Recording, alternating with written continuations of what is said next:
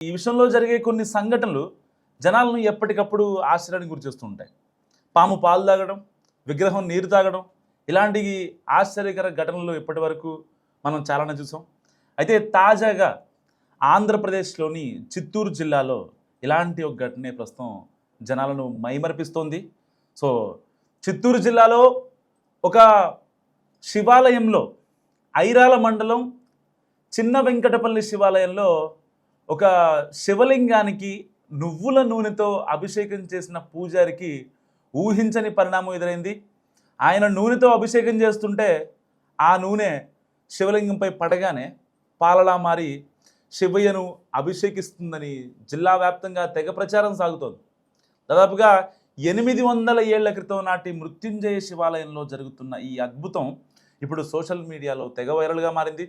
దీంతో అద్భుతం, మహా అద్భుతం అంటూ జనం క్యూ కట్టడం స్టార్ట్ చేశారు. దీంతో ఐరాల మండలం చిన్న వెంకటాపల్లిలో మృత్యుంజయ శివాలయం భక్తులతో నిండిపోతోంది.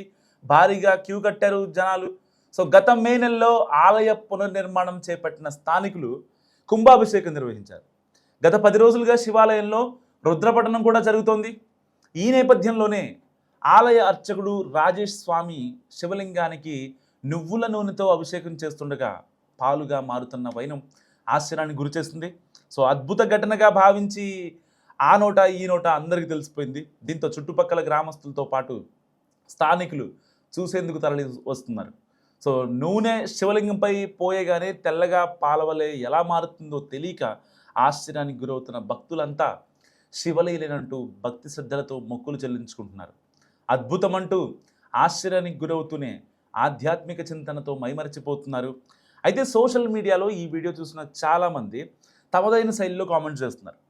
కొందరు మాత్రం ఇది ఏదైనా కెమికల్ రియాక్షన్ వల్ల జరిగి ఉంటుందంటూ కొంతమంది కామెంట్ చేస్తుంటే, ఇది కేవలం శివయ్య మహత్యం అని చెప్పి కొంతమంది మాట్లాడుతున్నారు. సో ఏది ఏమైనప్పటికీ ఈ ఘటన ఇప్పుడు నెట్టింట తెగ వైరల్గా మారింది.